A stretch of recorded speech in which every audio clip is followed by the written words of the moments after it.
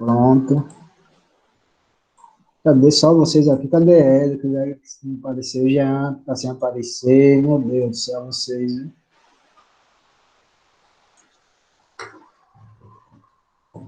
Vamos lá? Vamos lá, Luiz.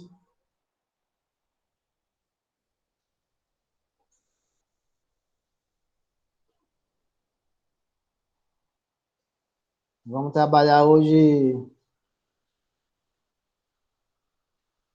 falar um pouco sobre o terrorismo.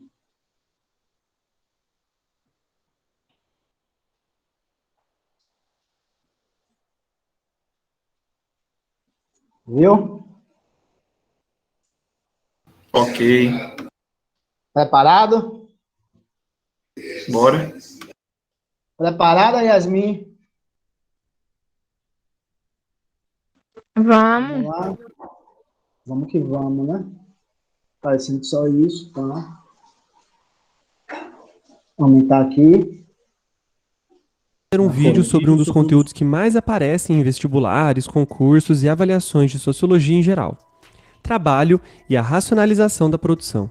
As discussões de sociologia sobre essa temática não são só importantes para a sua vida acadêmica, mas para compreender melhor as relações cotidianas nas quais todos estamos inseridos. Bora lá entender como isso acontece. O trabalho, além de ser uma realidade social importante, é um conceito essencial para a nossa ciência. Temos vídeos no canal apresentando a perspectiva de cada autor clássico sobre essa categoria analítica. É só dar uma pesquisada nas nossas playlists. Um dos pressupostos de qualquer análise sociológica sobre trabalho é de que existem vários modos de produção, sendo eles o primitivo, no qual a produção da vida social era pautada em um trabalho coletivo, sem noção de propriedade privada e sem a busca por acúmulo; o escravista, que se construía sob a condição de trabalho escravo, ou seja, alguém possui a outra pessoa, no sentido de a ela pertencer; o feudalista, onde as relações de produção estavam assentadas na ideia de servidão e de acordo com os preceitos morais e religiosos da época; e por último, o capitalismo, fundamentado no trabalho assalariado, na possibilidade e anseio de lucro e valorização da propriedade privada.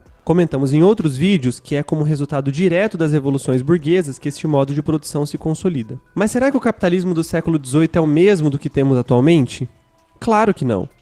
E quais são as diferenças? Principalmente na forma de organizar a produção. Chamamos essas alterações de racionalização da produção. Para a sociologia, de forma geral, são 3 os principais processos de racionalização da produção: o Taylorismo, o Fordismo e o Toyotismo. Vamos entender como funciona cada um. O que comumente ficou conhecido como Taylorismo são as ideias de Frederick Taylor. Ele é conhecido como o pai da organização científica do trabalho. Taylor se preocupou em observar a produção que estava sendo realizada em indústrias e fábricas do século XIX e propunha uma sistematização e classificação do processo de trabalho, dividindo tarefas, separando aquele que controla e aquele que executa a produção. Ou seja, de forma geral, Taylor propôs uma melhor organização do chão da fábrica para que se pudesse melhorar a produtividade e, consequentemente, os ganhos de determinada fábrica. A sua principal obra, na qual existem técnicas e procedimentos descritos, é Princípios de Administração Científica. A novidade dos estudos de Taylor é exatamente o pensar sobre a produção. Em outras palavras, a aplicação da razão para organizar o processo produtivo. Através de técnicas científicas, ele inovava ao racionalizar aquilo que antes era feito de maneira descontrolada, sem controle, sem anotações, quase de qualquer jeito. Gostamos de pensar em Taylor como um senhor observando a produção de um item qualquer com um cronômetro, uma prancheta, anotando tudo. A ideia principal de Taylor era eliminar os tempos mortos da produção. Aquele tempo gasto que não é convertido em nada. Pense, por exemplo, no deslocar de um pedaço de tecido até a máquina de cortar esse tecido. Esse tempo é um tempo morto, afinal, não está fazendo nada nesse período. Segundo Taylor, é possível eliminar esse tempo morto racionalizando essa produção. Quem sabe colocar um carrinho para carregar esse tecido de um lado para o outro. O emprego de suas técnicas, e somente isso, conseguiu trazer melhoras significativas para as indústrias e fábricas que seguiram essas ideias. Para a sociologia, Taylor é importante porque é a partir das suas ideias que poderemos ver uma intensidade da racionalização do trabalho que nunca irá parar, nos acompanhando até os dias atuais. A principal aplicação da teoria de Taylor é o chamado Fordismo, racionalização da produção desenhada por Henry Ford nas suas fábricas de carro nos Estados Unidos, no início do século XX. Partindo da ideia da eliminação de tempos mortos, Ford pensou na criação de uma linha de produção, sendo que cada um dos trabalhadores dessa linha teria uma função única a ser feita. Esta linha, além de ser composta por trabalhadores, uma esteira mecânica levava o produto feito por um trabalhador para outro. Assim sendo, o ritmo da produção poderia ser controlado totalmente pelo dono da fábrica. Com isso, a produtividade e lucratividade estava garantida. Uma consequência direta desse aumento da produção é o aumento do consumo. O Fordismo também é marcado por uma produção massificada, padronizada e em grande quantidade, e um consumo massificado. A ideia de Ford era de que todos os americanos, inclusive os trabalhadores das suas fábricas, poderiam ter os carros que produziam, o famoso Ford T preto. Este incentivo ao consumo era sustentado por um estado de bem-estar social norte-americano. Afinal, uma das maneiras de fazer a economia crescer, no século XX, era a garantia de serviços essenciais pelo Estado, sobrando dinheiro para o consumo. O modelo fordista, pelo sucesso alcançado nos Estados Unidos, começou a ser exportado, contudo, nem todos os países possuem uma população, um território e uma economia igual à norte-americana.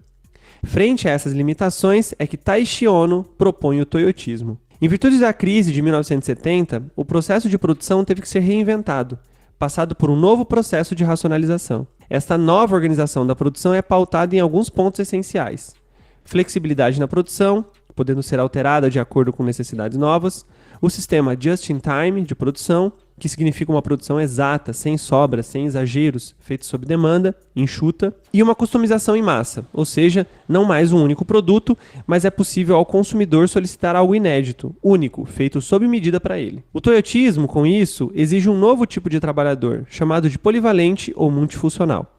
Agora, não são atividades únicas que o trabalhador deve realizar, mas as mais variadas possíveis. Quanto mais habilidades ele dominar, maiores chances de conseguir um posto de trabalho. Se ainda não ficou claro, queremos utilizar como exemplo duas redes de comidas rápidas de lanche, a do Palhaço e aquela do metrô. Aquela lancheria do Palhaço é um exemplo exato do sistema taylorista fordista funcionando. Produtos iguais, consumo em massa, separação do trabalho por função, esteira que desloca os produtos. Já aquela lancheria do metrô é um exemplo icônico do toyotismo. Um único trabalhador te acompanha por toda a produção do seu lanche, que é montado de acordo com a sua vontade. Bom, esses são os 3 momentos de racionalização da produção que costumam ser tratados na sociologia. Há vários debates dentro desses processos, contudo, ficaria muito para um único vídeo. Iremos abordar isso mais para frente. Ficamos por aqui, até o próximo vídeo e tchau!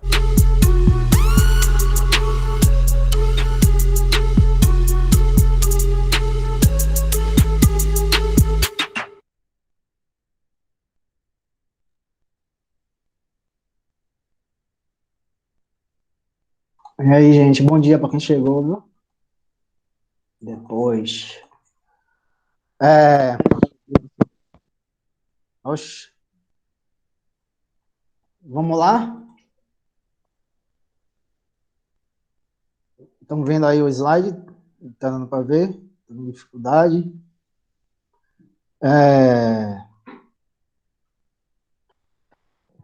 Se falou no vídeo, né, sobre esse processo de racionalização da organização do trabalho, né? Bom dia. Do trabalho capitalista, né, que são conhecidos, deu dois, na verdade são dois exemplos, né? Porque, na verdade, o Fordismo é considerado uma implementação das teorias de Taylor, né? Por isso que se chama Taylorismo-Fordismo. Tá certo? Taylorismo-Fordismo, por isso que tem Taylorismo/Fordismo, né? Porque estão indissociáveis, né? São organizações do trabalho qual é o objetivo? Construir o mínimo de racionalização da exploração do trabalho, tendo como objetivo acumulação de capital, de dinheiro, de lucro, né? Para recomeçar todo esse processo e tal. Então, é uma racionalização irracional, né? Vamos dizer assim, uma racionalização que se fundamenta no próprio processo de irracionalidade do modo de produção capitalista, né? Que tem como objetivo último o lucro, né? Independente se vai destruir, matar todo mundo, etc. O único objetivo é a realidade cega deles. Aí, no século XIX, a gente teve a Revolução Industrial, tal, né? Com aquele processo de extrema exploração da classe trabalhadora, mulher, homem, criança, grávida, velha, etc. Exploravam um monte de gente. Uma jornada de trabalho gigantesca, né? Em condições totalmente salubres, tal.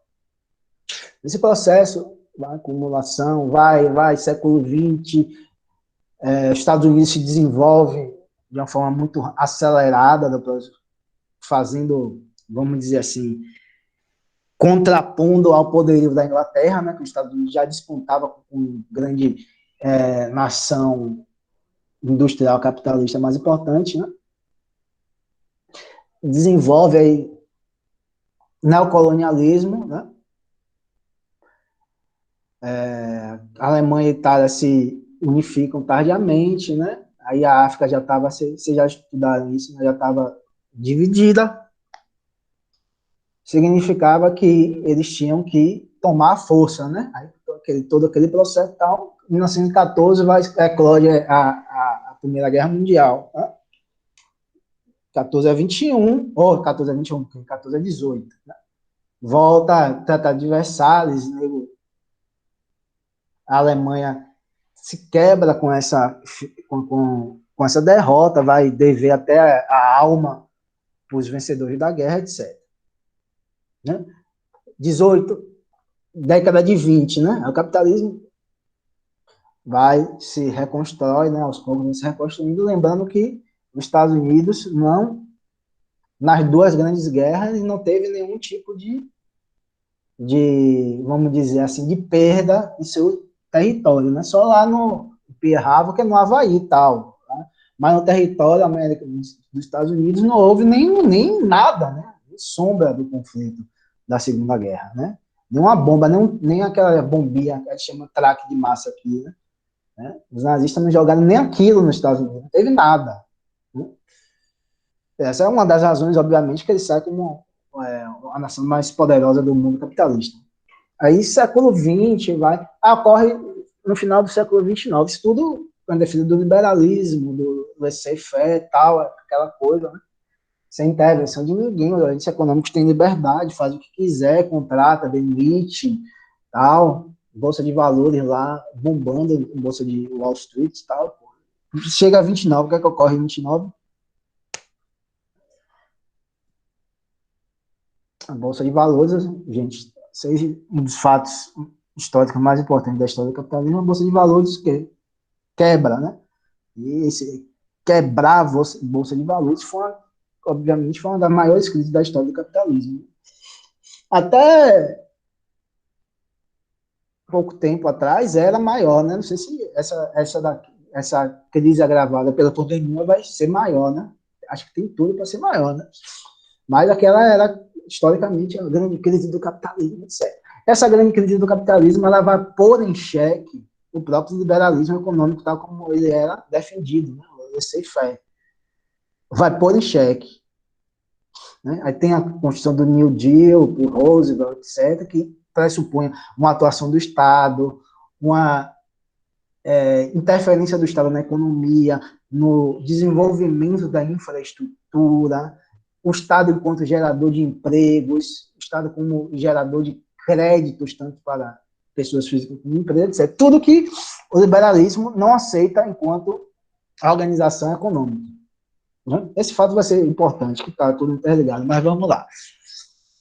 Em 1929, década de 30, o New Deal consegue superar, os americanos conseguem, mas antes disso, Hitler lá recupera a economia alemã, em determinado momento, a economia alemã já crescia, né? Tinha controlado, em certo momento, controlando a inflação, etc. Né? Então, o capitalismo lá corria solto, né?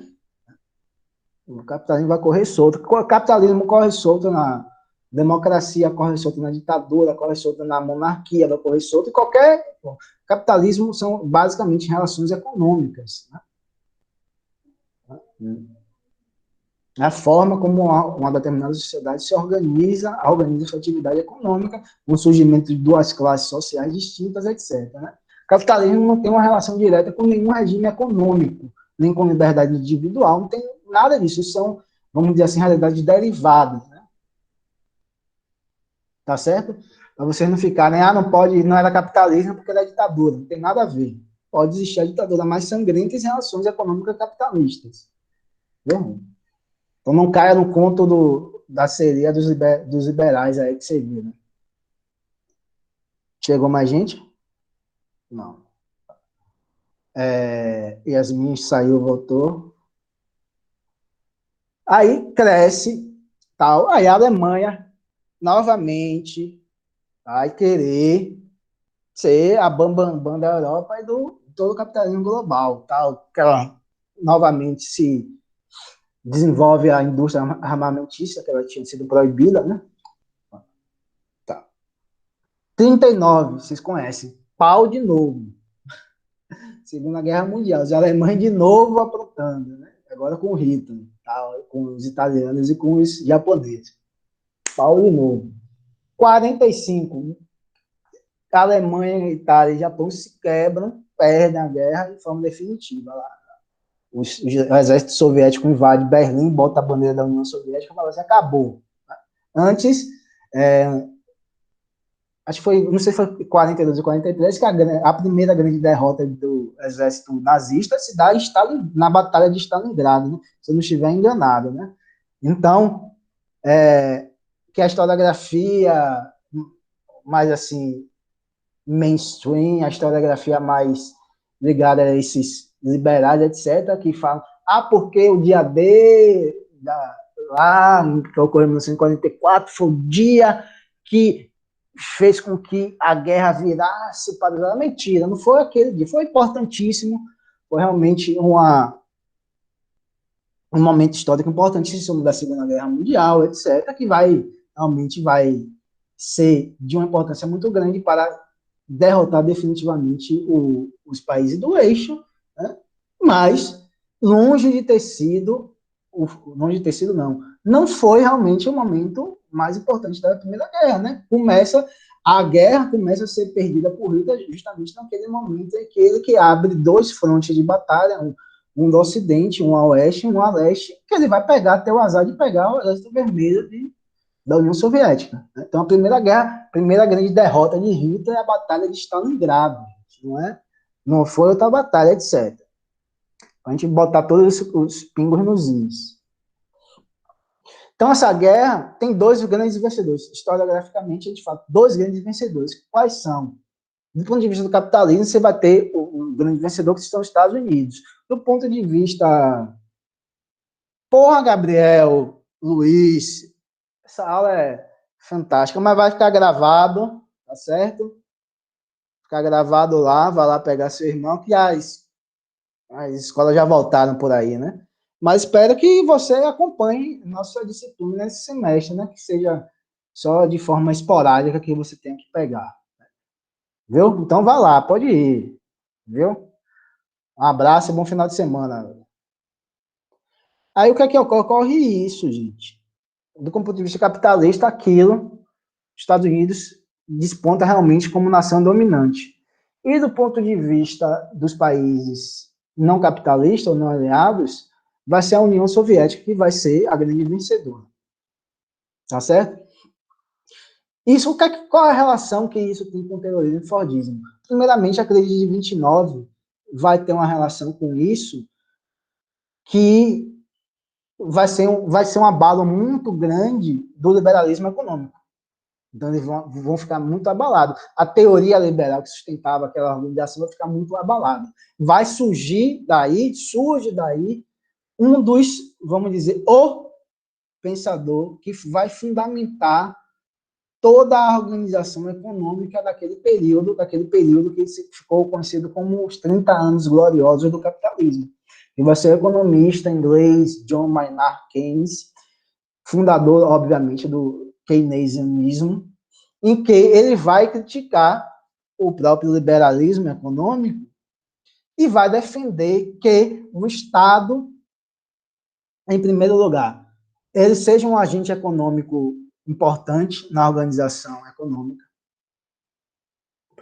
O Estado vai ser importante para regular as atividades econômicas e o Estado vai ser importante para construir um determinado tipo de consenso entre capital e trabalho, os capitalistas e os trabalhadores, para que exista um determinado nível de qualidade de vida, gente.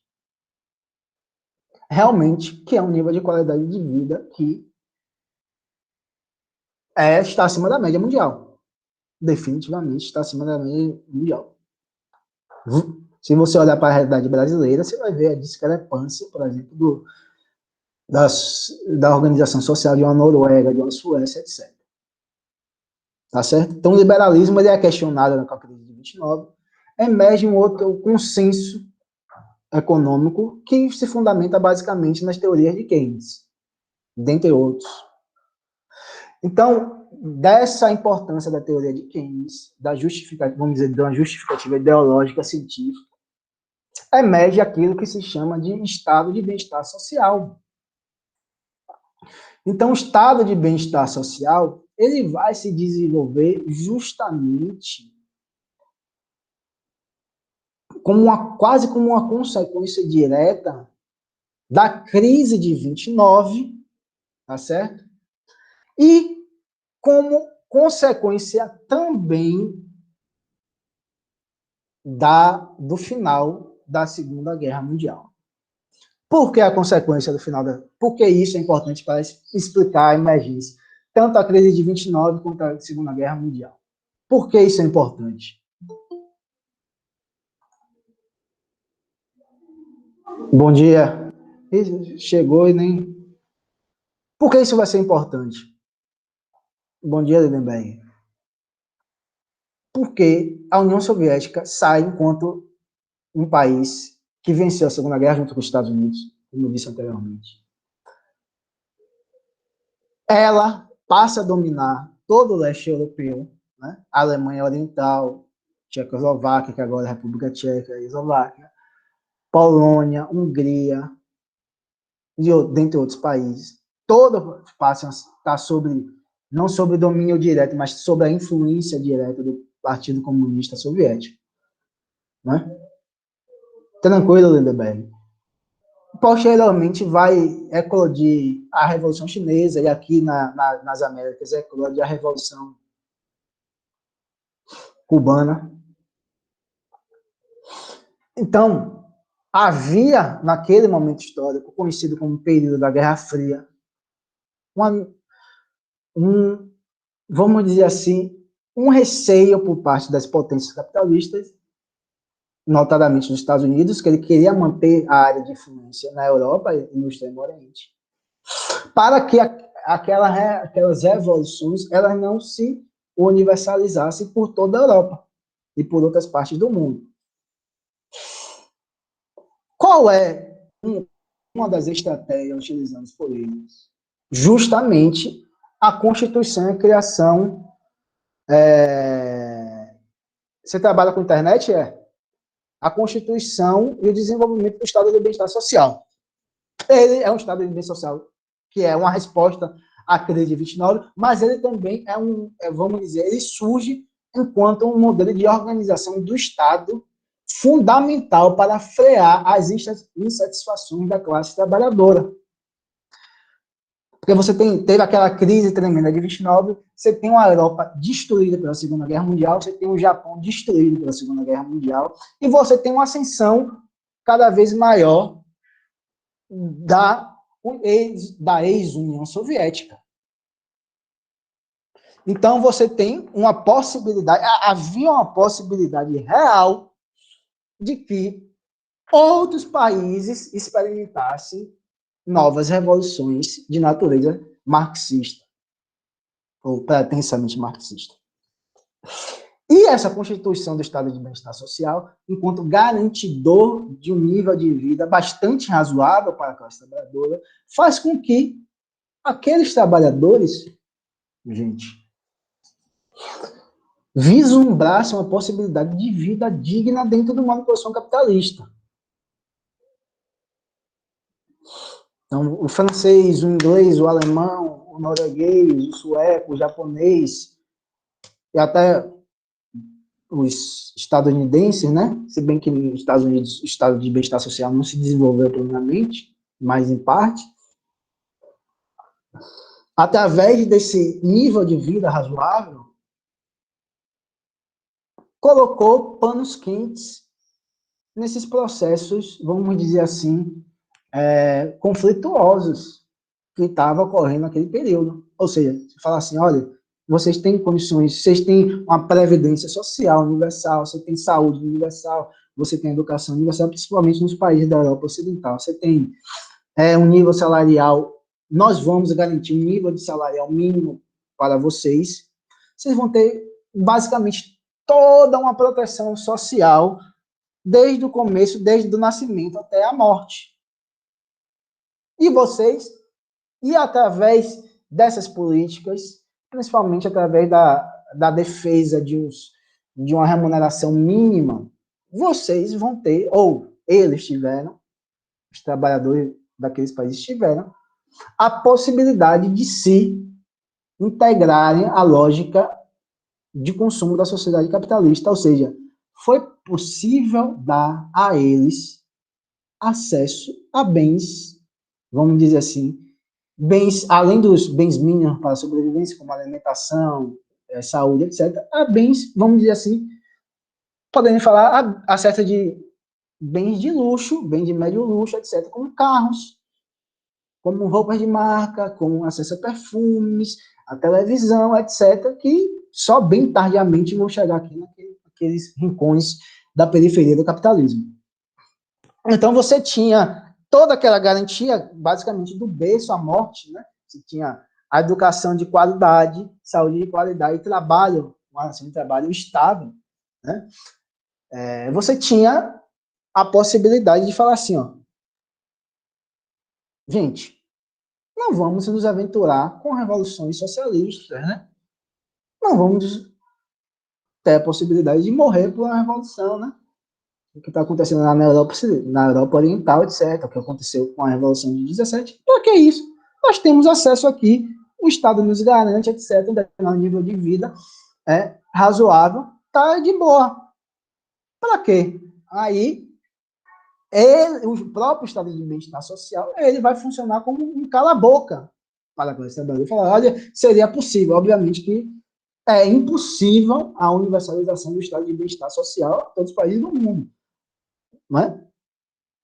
A possibilidade, houve essa possibilidade porque centenas de outros países vivem um processo de exploração muito mais intenso do que esses países. Mas esse país funcionou, o objetivo dele funcionou. Regular a economia para que ela não tivesse uma crise tão profunda como 29 e fazer com que o medo deles, né, o maior medo deles naquele período, de que houvesse uma universalização das revoluções socialistas ao redor do mundo. Então, eles conseguiram, basicamente, matar dois coelhos com uma cajadada só. Né?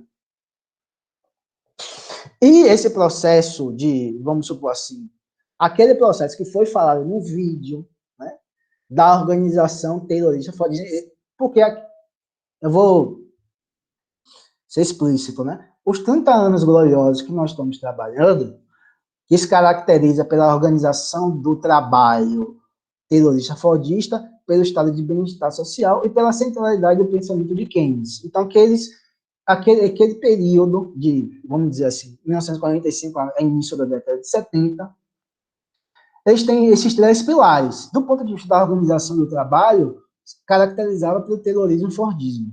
Do ponto de vista da organização do Estado, pelo welfare state, o estado de bem-estar social. E do ponto de vista ideológico, caracterizava pela importância da teoria de Keynes enquanto uma teoria econômica dominante, quase que um consenso daquela época. Tá certo, gente? Aí nós começamos com o estado de bem-estar social, mas nós vamos fazer o estado de bem-estar social, falamos de keynesianismo, mas nós vamos voltar agora para discutir essa organização de trabalho. Né? Vocês viram lá no vídeo que a produção é em massa.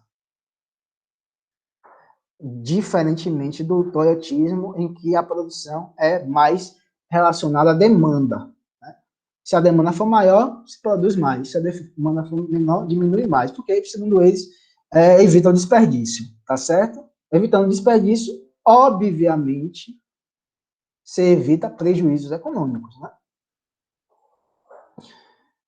A produção é em massa. Se a produção é em massa, qual a lógica da produção capitalista? A lógica, como nós já falamos, a lógica da produção capitalista é a produção não é mais voltada para o atendimento das necessidades dos indivíduos, das necessidades humanas do indivíduo. A produção capitalista, ela tem como objetivo ir para a venda no mercado, e dessa venda no mercado se realiza o valor, volta para o produtor em forma de mais-valia, que parte vai ser reinvestida, vai pagar os custos, e a grande parte vai ser lucro, do capitalista. Então, a produção vai ser escoada pelo mercado. Se a produção vai ser escoada para o mercado, qual a lógica? Qual a consequência lógica? Necessita-se de pessoas para consumir. Óbvio, né? Tamires, Júlia, Eliane, Alex, Yasmin, Lindeberg, necessita de pessoas para consumir. Produção em massa pressupõe ou necessita de um consumo de massas. E esse consumo de massas foi possível por aquele processo também do estado do bem-estar social, mas também pelo processo de visão de mundo, ou visão comercial do próprio Ford, em que ele queria que as pessoas que trabalhassem na fábrica da Ford também pudessem consumir os produtos produzidos por ela. Né? Isso é um outro momento do capitalismo, né? E Ford fazia isso porque ele era uma pessoa boa? Nada disso, né? Ford tinha ligações com o próprio Hitler, né, gente? Historicamente, ele tinha relações com Hitler. Né? Mas ele fazia isso porque ele era gente boa. Capitalista não tem isso muito de ser gente boa, gente ruim, né? Ele vai se orientar pela possibilidade de lucro ou não. É uma necessidade econômica, pela própria estrutura do terrorismo fordismo. Desculpe. Pela própria estrutura dessa organização, pela lógica da produção em massa, necessitava de um consumo de massa. Então, antes de ele ser uma pessoa boa, antes de ele ser uma alma caridosa, onde ele fala, não, as pessoas produzem. Não, é uma necessidade econômica. A produção em massa necessita de consumo de massa. E esse consumo de massa só pode ocorrer quando os trabalhadores e as trabalhadoras tenham condições financeiras para consumir aquilo que estão produzindo. Então, a lógica do capital é essa, pelo menos daquela lógica em que a esfera industrial ainda tinha uma importância muito grande em relação à esfera financeira. Não é certo? Ok? Com o desenvolvimento do neoliberalismo, né, do totismo, etc., a esfera financeira ela vai tomar a dianteira enquanto parte enquanto setor, enquanto uma fração da classe burguesa que é dominante no processo de acumulação de capital. Os bancos, as grandes corretoras, etc., etc., elas dominam o processo de acumulação. O que é dominar? É a parte mais importante, né? É aquela fração da classe dominante que, vamos dizer assim, é a fração dominante da classe dominante, vai ser essa esfera financeira. O Itaú, o Bradesco, etc. Tá certo? Nesse momento de totismo, que a gente vai trabalhar mais lá na frente, há um processo em que não necessariamente você pode ter um ganho financeiro, econômico, tendo que investir na produção. Se não tem a necessidade de investimento na produção, não tem a necessidade de que os trabalhadores tenham condições financeiras para comprar aqueles produtos. Tá certo? Se eles não têm condição financeira, então, provavelmente, não há necessidade mais de que haja um pacto social em que seja garantido um determinado nível de vida, um determinado nível de salário razoável para eles consumirem. Aí você vai ver todo um ataque à própria remuneração do trabalhador, depois desse período. Tá certo? No Brasil, isso aqui está ocorrendo de forma gritante agora, mas nos países centrais igualmente, né? Depois da década de 70 para cá, houve um processo de aumento significativo da produtividade do trabalho, mas essa produtividade do trabalho não significou o aumento da remuneração dos trabalhadores. Ou seja, essa produtividade ela foi canalizada para a apropriação, a acumulação de capital. Então é isso.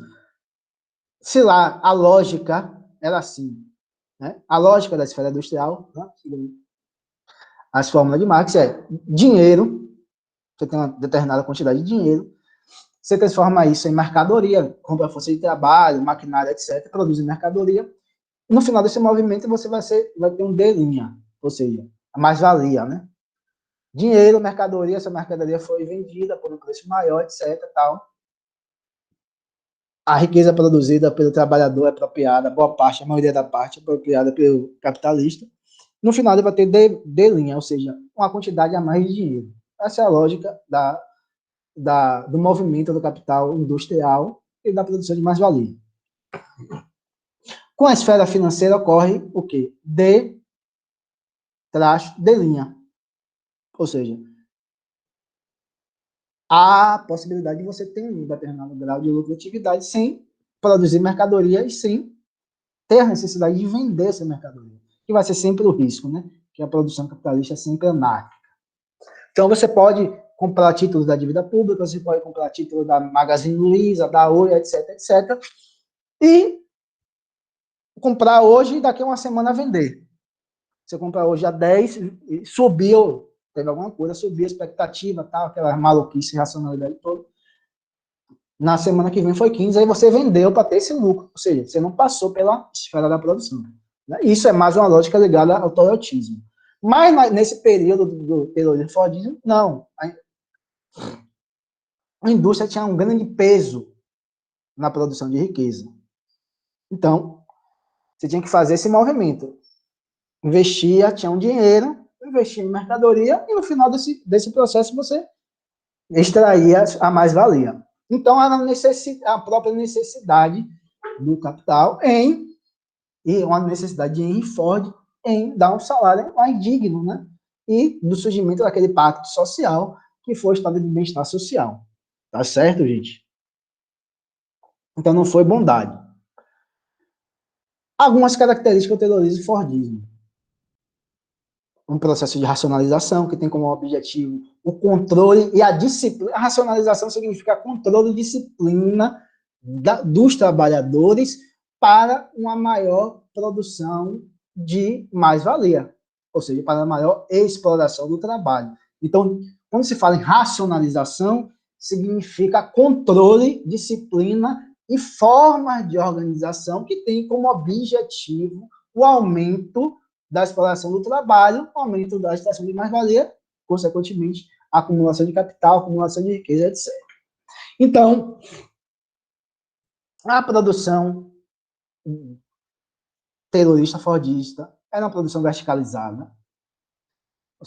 Existia uma esfera, existe ainda uma esfera, né, que o terrorismo fordismo não desapareceu, ele tornou-se, o toyotismo vai se tornar dominante, mas o terrorismo fordismo não desaparece.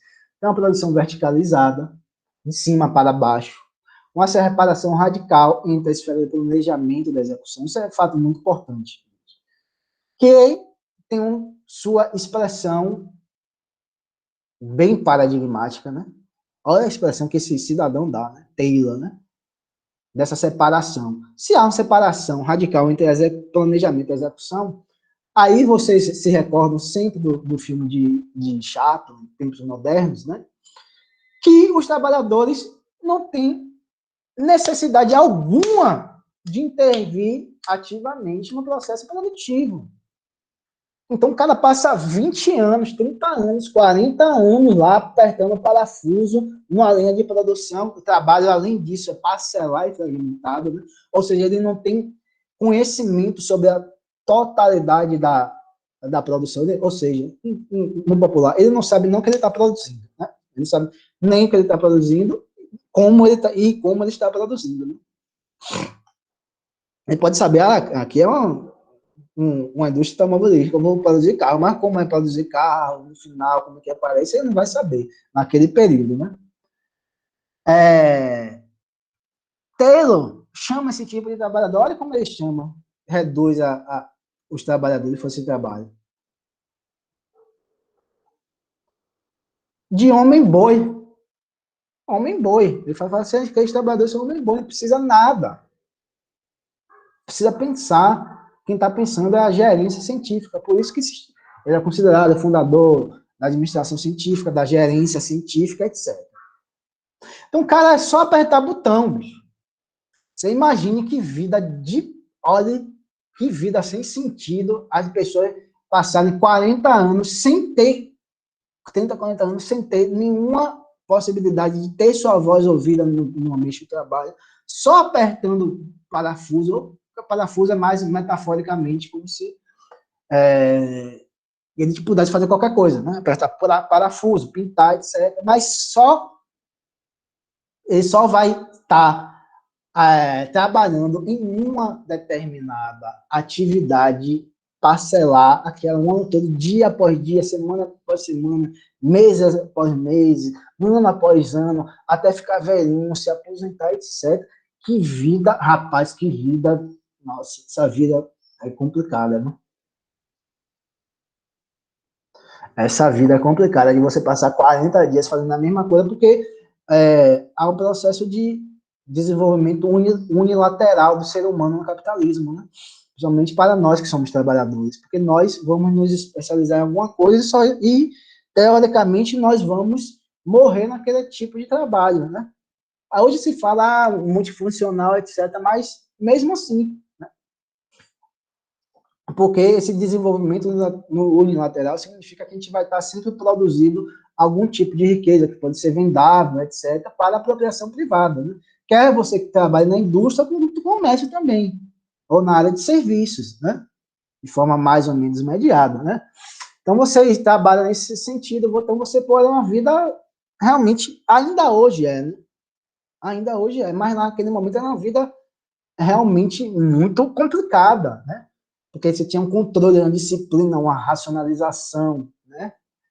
Do trabalho, você tinha um trabalho parcelado, você recebia as suas orientações não, né? Um mando daquela gerência, dos gerentes, etc., para você trabalhar, etc., e você entrava mudo e saia calado. Aí vai ser uma das mudanças do toyotismo em relação ao Fordismo, vai ser essa. E essa vai ser uma das origens da crise do terrorismo do Fordismo, né? E vai ter um momento que os próprios trabalhadores falam assim, pô, isso não é vida, né? Vai ficar trabalhando aqui não sei quantas horas por dia, não sei quantas semanas, igual o filme Charlie Chaplin, fala assim, pô, não é vida, pelo amor de Deus. O trabalho é uma atividade de extrema importância na nossa vida, né? Pô, eu não tenho nada a falar, você não tem que ouvir, tem que obedecer, etc. Né? Aí, no processo de crise do terrorismo Fordismo, vão eclodir lutas sociais, na Europa principalmente, mas em outros países, que ocupavam mesmo algumas fábricas, etc., de forma autogestionária, e que experimentavam o próprio processo de trabalho, a organização de trabalho sem patrão,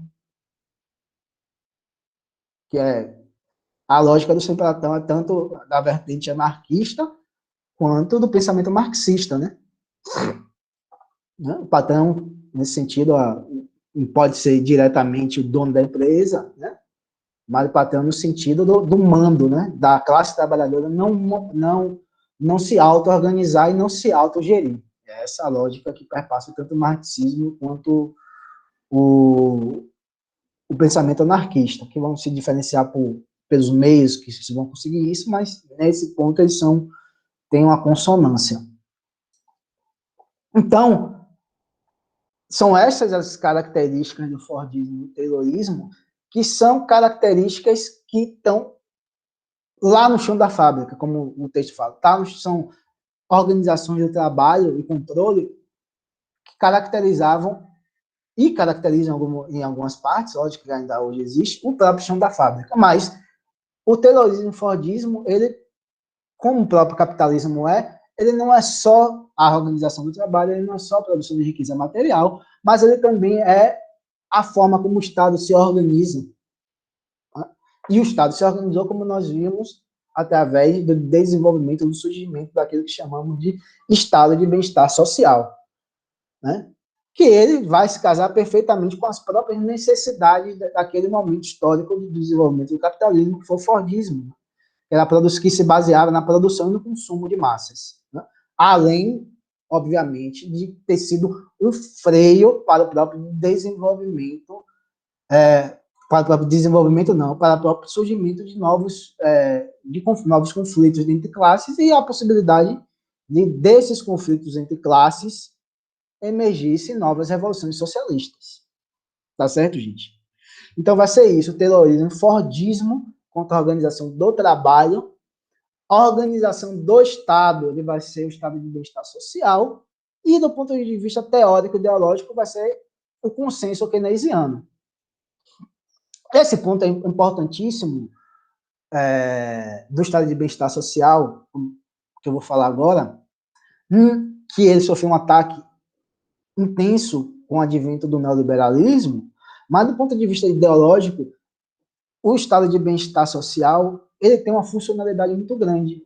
Mesmo se ele não existir na prática, como existia naquele período dos anos 30, mas do ponto de vista ideológico, subjetivo, do entendimento da classe trabalhadora, enquanto possibilidade de viver bem dentro do modo de produção capitalista, ideologicamente, ainda funciona perfeitamente. Do ponto de vista do entendimento vamos dizer assim, para pacificar as lutas sociais, o estado de bem-estar social ainda é um ideário, ainda possui um ideário muito forte de, vamos dizer assim, de horizonte de futuro para boa parte dos trabalhadores de todo mundo, né? O que isso significa? Significa que e com a crise de 2008, e com essa pandemia, essa crise econômica que se arrastava e que se intensificou com a pandemia, se voltou com uma forma muito grande, pelo menos nos países centrais, um renascimento do keynesianismo, né? Os planos econômicos de Joe Biden, da União Europeia, da China, etc., é de uma forte influência do Estado, enquanto indutor da atividade econômica, e quanto única instituição possível para a saída dessa crise. O capital privado ele não teria, vamos dizer assim, força para sair dessa crise. Então, o que isso significa? Significa que fica entre dois limites dentro da ordem. Ou seja, houve a emergência do neoliberalismo em crise, mas só que a resposta que eles dão não é uma resposta de superação do capital, mas uma tentativa de voltar àquilo que o capitalismo vivenciou na década de 30 e 40, que é a reconstrução do estado de bem-estar social. Tanto nesses países centrais, que são mais fortes, porque aqueles países experimentaram mesmo essa realidade, quanto nos países periféricos, né? Países periféricos falam assim, não, que o horizonte da revolução hoje realmente é muito distante. Então, os países periféricos ficam, poxa, poderia ser de outra forma, né? Não, o Estado poderia ser indutor do crescimento, tá? O Estado poderia fazer isso, né? O Estado poderia, que nós nunca experimentamos sequer algo parecido com o estado de bem-estar social, né? O Estado poderia ser indutor, o Estado poderia ter uma interferência maior, né? No Brasil, não, porque o Brasil caiu numa distopia, numa loucura com Paulo Guedes e Bolsonaro, que é o país que está, vamos dizer, hoje em dia, poucos países no mundo, não vou dizer poucos países no mundo, talvez nenhum país do mundo hoje em dia está para sair é algo muito otimista, né? Mas está no processo de vacinação, de tentativa de superação da pandemia. É o único país do mundo que não está fazendo nenhuma política econômica anticíclica, uma política econômica de estimulação da atividade econômica com um papel importante do Estado. Ou seja, o Brasil está se vacinando, tentando sair dessa pandemia, apesar do governo, com mais austeridade fiscal. o que vai prejudicar mais ainda a recuperação econômica e que vai empobrecer mais ainda todos nós e vai deixar os caras mais ricos. Mas, gente, essas políticas de austeridade têm como um objetivo o quê? A recuperação da taxa de lucratividade deles, né? Então, vocês não pensam que essas políticas têm como objetivo a melhoria de nossa vida, apesar deles venderem isso, da imprensa vender isso. Na prática, é para eles lucrarem cada vez mais. É o que historicamente ocorreu, gente, não é? Eu sempre falo isso, né? Mas eu estou embasado em leituras outras, né? Em análise de outros economistas, etc. Eu não tiro essas falas que eu falo com vocês de minha cabeça, não, viu, gente? Pelo amor de Deus. De estudos que eu faço, né? E que realmente é um processo de empobrecer mais os trabalhadores e enriquecer mais eles. Então, não é exagero de minha parte falar que hoje em dia o Brasil é o único país do mundo que está passando por esse processo e que depois desse processo está implementando, ou seja, está fazendo com que se torne mais agudo, se torne mais grave, né, a desigualdade social, etc., porque quer aumentar o remédio da austeridade fiscal. O Brasil está, nenhum outro país está fazendo isso. Mas é porque Paulo Guedes está lá, Bolsonaro foi eleito somente porque se juntou com eles e colocou Paulo Guedes no Ministério da Economia. É fato. Então, voltando a isso, a gente vai discutir isso de forma mais intensa quando fala de toyotismo. De fato, as pessoas falam, e é correto, principalmente correto falar assim, realmente o neoliberalismo é a face cruel, mais desumana, como se o capitalismo por si só não fosse, mas é a mais cruel, mais desumana de organização do trabalho, do Estado, da vida social como um todo, é o neoliberalismo. O neoliberalismo é cada um por si, o diabo por todos. Né? É terra arrasada. Só que se pensa, e essa é a força ideológica do welfare state, daquele período, é que para sair dessa crise, não se pensa na superação do próprio capital, mas se pensa vamos dizer, do renascimento do welfare state naqueles países que tiveram, ou na implementação do welfare state nos países de capital dependente. Então, se pensa nesse sentido. Então, a luta política era entre superação do neoliberalismo, mas em direção a, por exemplo, à política de pacto social, de conciliação de classes do próprio PT. Então, não se propõe mais nada radical, né? Lógico que outras organizações de esquerda propõem, mas tem essa força, essa lógica de funcionamento que nós estamos vivendo isso, nós somos países temos, pelo menos nós podemos falar isso, nós estamos caminhando por uma lógica que é exclusiva nossa, né? Que é uma tentativa de tornar mais intensa a aplicação desse receituário neoliberal de austeridade fiscal. Nós podemos falar isso, somos únicos, nesse sentido, nós somos talvez os únicos países do mundo que estamos ainda insistindo nesse tipo de política econômica. Tá? E, para finalizar essa aula, a própria crise do terrorismo fordismo do bem-estar social, ela se explica, obviamente, pela própria lógica contraditória do movimento do capital. Então, não é questão de Estado, não é questão disso tudo, pela própria lógica de acumulação do capital dentro do terrorismo fordismo, vai explicar a própria destruição, a própria subordinação dele em relação ao toyotismo, a emergência do Estado neoliberal e do pensamento neoliberal. Então, isso fica para outra, nossa próxima aula. Mas, essa discussão, logicamente, que essa organização do trabalho, ela se tornou universal, ou seja, ela se tornou uma organização predominante em todo o mundo, inclusive no Brasil, inclusive nos países periféricos, o que não se deu com o estado de bem-estar social, ok? Mas eu deixei fazer um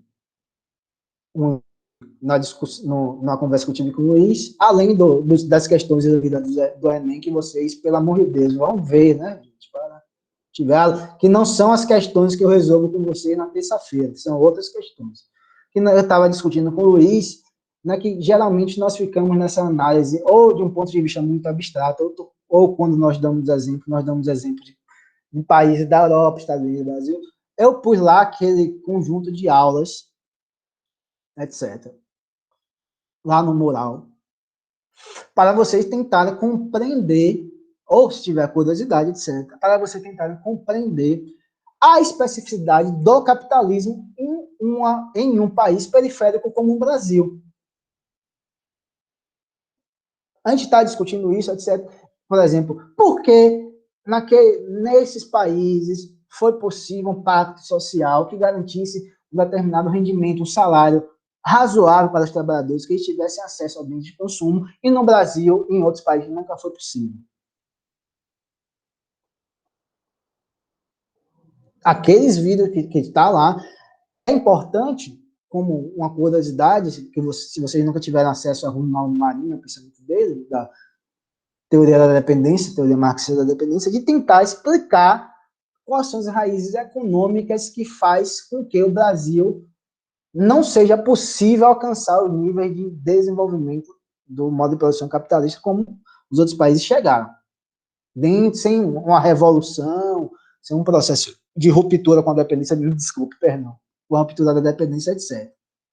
Então, quem tiver curiosidade de ler, de ver os vídeos, são 5 ou 6, se eu não me engano, dá uma olhada lá para você tentar compreender como essa realidade ela se efetiva no próprio Brasil, que às vezes nós ficamos de abstração muito grande, ou como nós damos exemplo, nós vamos dar exemplo de Estados Unidos, da Europa, etc., e perdemos um pouco da possibilidade de aprendermos sobre nossa própria realidade.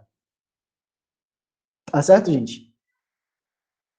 Como eu peguei vocês no terceiro ano e no quarto, eu dei isso no segundo ano, eu dei esse assunto no segundo ano, justamente porque eu sinto a necessidade de nós entendermos a questão de uma sociologia brasileira, de uma sociologia latino-americana, né? Que nós estamos